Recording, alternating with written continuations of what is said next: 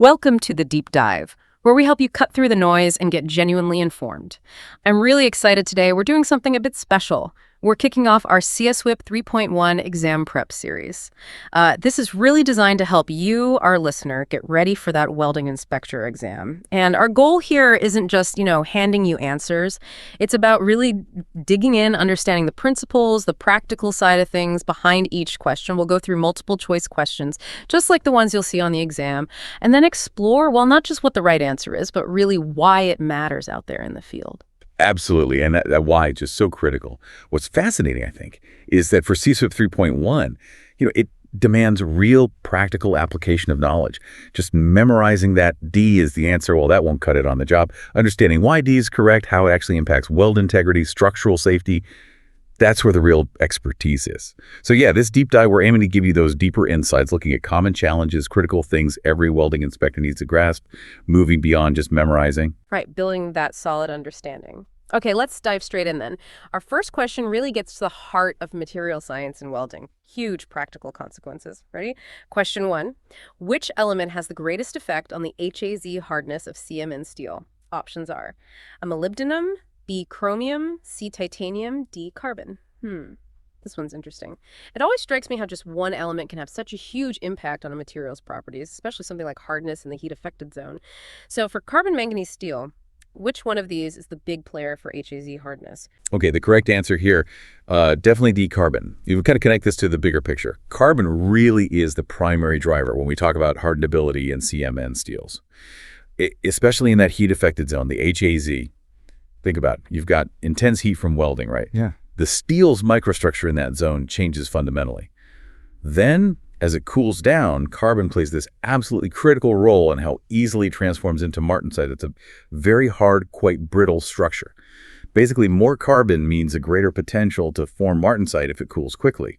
And that directly means higher hardness in the HAZ.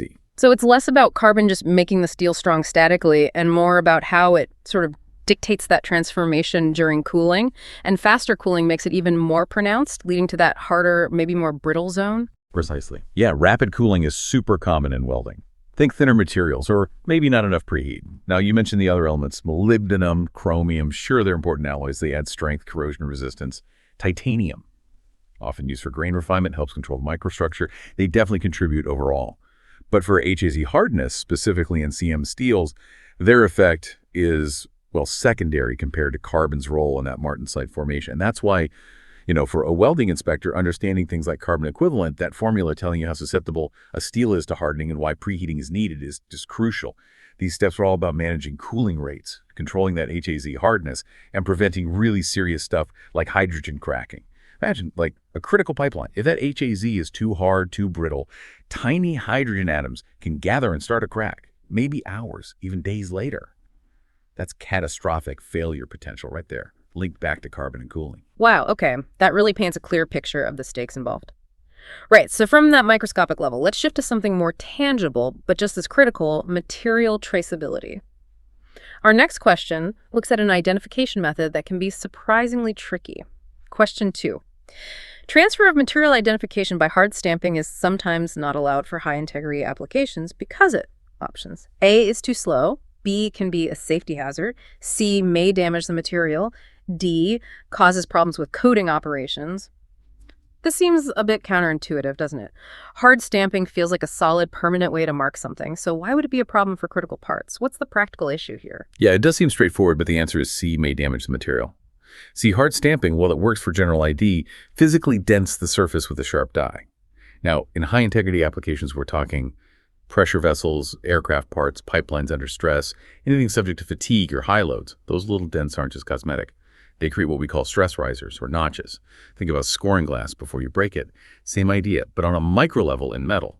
Really? So even a tiny stamp mark can basically act like a built-in weak spot on a component designed for massive forces. You'd think these tough materials could handle a little stamp. Well, it's precisely because they handle immense stresses that these tiny flaws are so dangerous.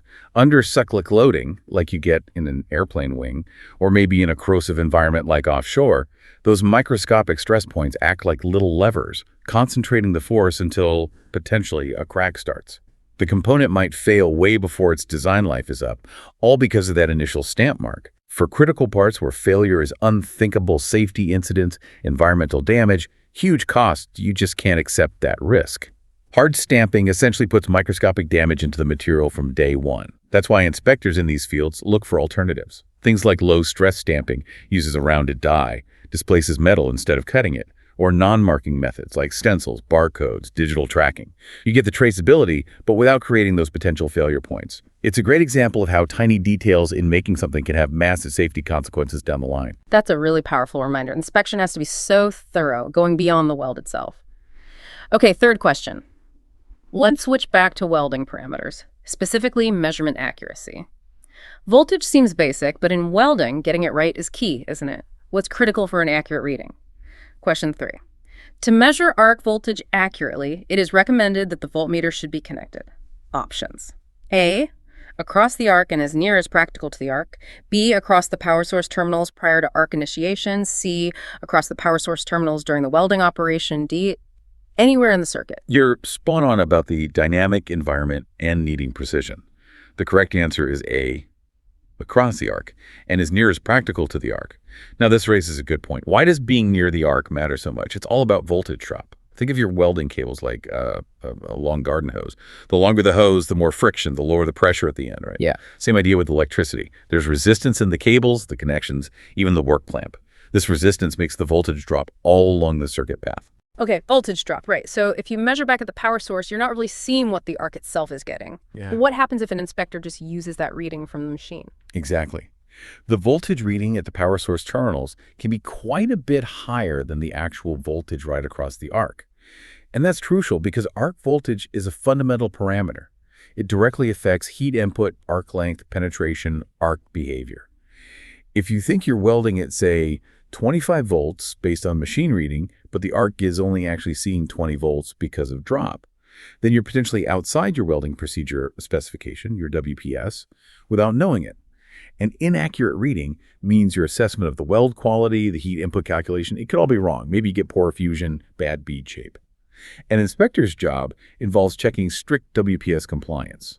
That includes parameters like arc voltage being in range. To do that properly, you have to measure as close to the action of the arc as you possibly can. It accounts for that voltage drop and tells you the conditions actually making the weld, not just what the machine is putting out. Got it. So the arc's actual experience can be quite different from the machine display. That seems vital for avoiding errors. Okay, next question looks at a common TIG technique, but with potential downsides beyond the weld. Question 4. Initiation of a TIG arc using a high-frequency spark may not be allowed because it. Options. A. Often causes tungsten inclusions. B. Can damage electronic equipment. C. Is an electrical safety hazard. D. Often causes stop-start porosity.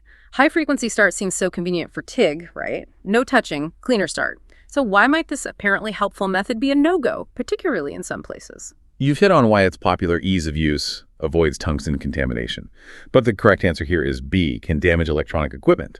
See, those high-frequency sparks, while great for starting the arc without contact, they generate a lot of electromagnetic interference, EMI. Think of it like a big burst of static, but powerful enough to potentially disrupt or even fry sensitive electronic gear nearby. So it's not about the weld quality itself, but more an environmental hazard for other equipment. Is this just annoying, or can it cause real problems? Oh, it can definitely cause real operational problems. In modern factories or sites, you're surrounded by electronics, aren't you? Computers controlling machines, robots, precision measurement tools, even things like pacemakers. The strong electromagnetic fields from that HS spark can interfere with all that. It might cause glitches, incorrect readings, or even permanent damage. I heard about a case once, automated welding robots. They started acting up, making errors whenever a TIG welder nearby used HF start. It took ages to figure out it was the EMI messing with the robot controls. That's a real-world impact. Now, we should probably distinguish this from the continuous lower power HF sometimes used for stabilizing an AC TIG arc. That's usually less of an issue for widespread EMI. But because that potential for damage to other critical systems is significant, many places restrict or ban HF start. They prefer safer alternatives like lift arc or scratch start. Scratch start needs care, obviously, to avoid inclusions, but lift arc gives a clean start with low EMI. You just touch the electrode down briefly, lift, and the arc starts. It's really about balancing welding needs with the safety and reliability of everything else around it. That's a really important point, looking beyond just the weld itself. Okay, for our final question, let's look at something that seems like a tiny procedural detail.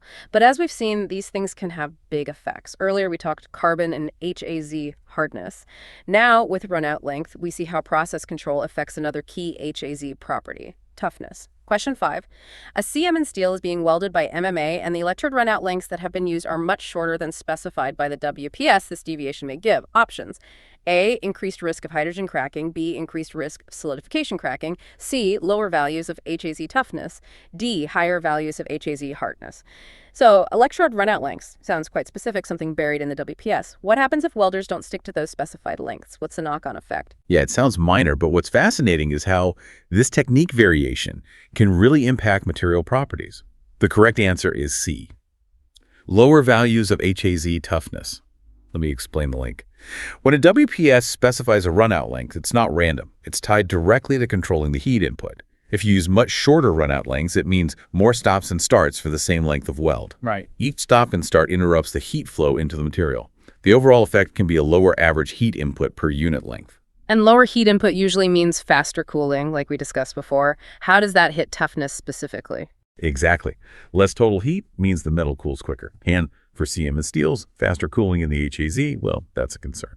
It can lead to less desirable microstructures forming. Instead of a nice, tough, fine-grained structure, you might get coarser grains, or maybe bits of bainite or even martensite. And those structures, formed under faster cooling, tend to have lower toughness. Remember, toughness is that critical ability of the material to absorb energy without fracturing. Think about a bridge in the cold. If a weld's HAZ isn't tough enough, a sudden load could cause a brittle fracture. Catastrophic. So the inspector checking that welders follow the WPS, including things like runout lengths, is crucial. It ensures the final mechanical properties, like HAZ toughness, meet the design needs for safety and long life.